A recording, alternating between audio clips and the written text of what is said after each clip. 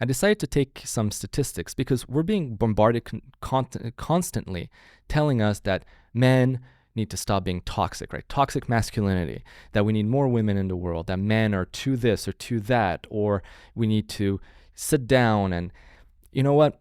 I think it's important to highlight the realities that most men face, or that men face day to day in Canada and in the world in general.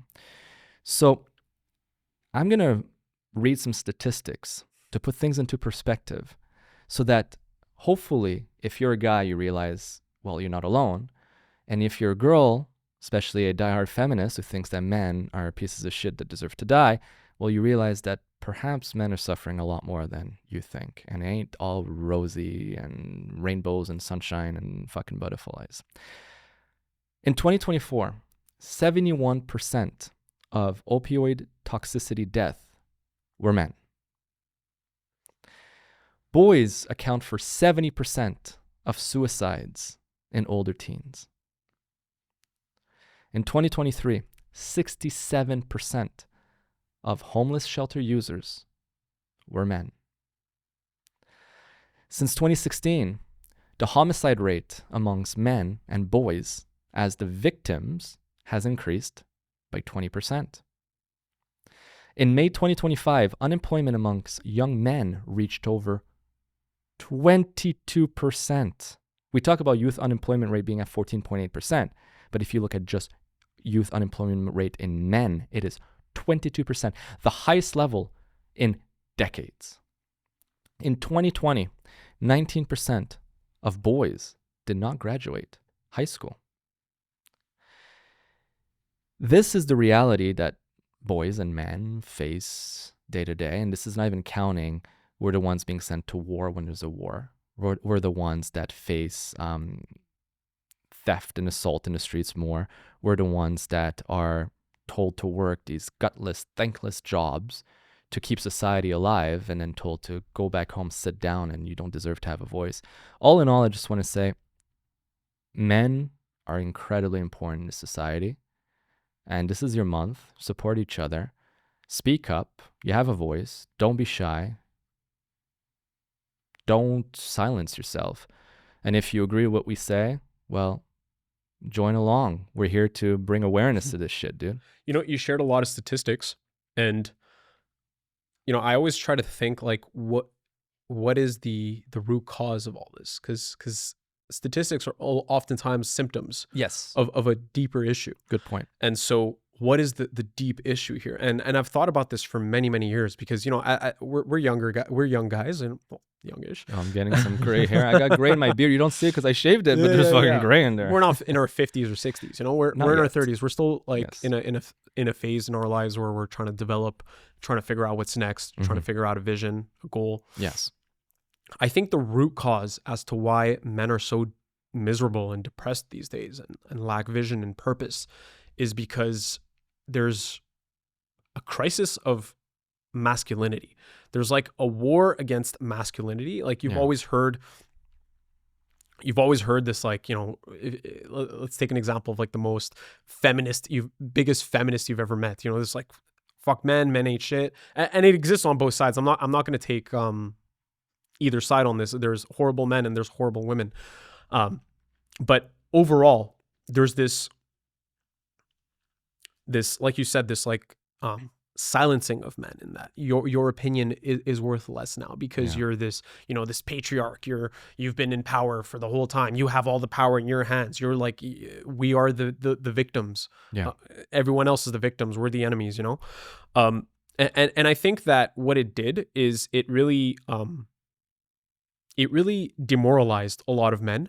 That compound that with the fact that, you know, life has been easier to survive. It's been easier to survive than it ever has in history, because if you go back to tribal society where men were the leaders, and survival was far more difficult. Yes. We didn't have cars. It was not guaranteed. We didn't have technology. We didn't have, you know, computers. We didn't have anything that, you know, even running water or electricity. Yeah. And so survival was a much more difficult game. Indeed. And men were far more needed back then and relied upon to bring the tribe forward, you know? Absolutely. And now we live in this society where, you know, you can just order food off your phone.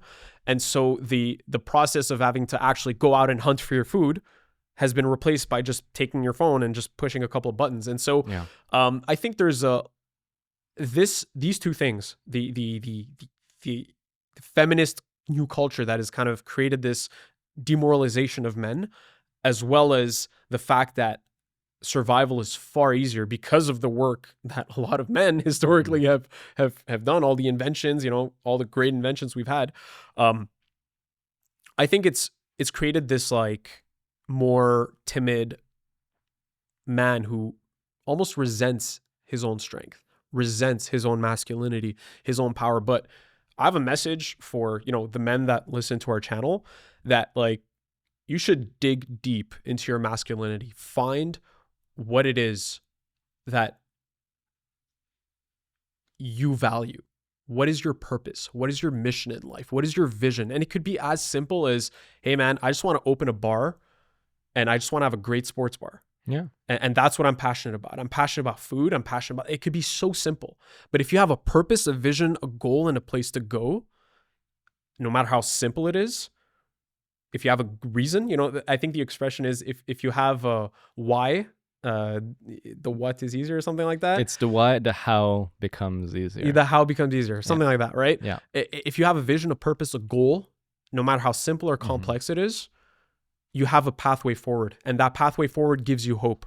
And that pathway forward gives you strength and courage. And you know, don't be weak to the difficulty of life. You know, the economy is horrible right now, right? Like it's super hard to buy a house. It's super hard to do these things, but real men should take the time to dig deep into their masculinity and say, but I could find a way out. I could figure this out. I can start something. I can do something. I could be better. I can use technology to my advantage. I can figure out how to start this business. I could figure out how to start this project. I could figure out how to learn something. I could figure out how to be smarter, stronger, faster, better. Because you know what? The alternative is just like wither and just die a miserable life that you will regret, and you will just create discord and terrible relationships because you're a miserable person. See, I think I like what you touched on, purpose. I think that is the root. It is the foundation of what men crave and desire.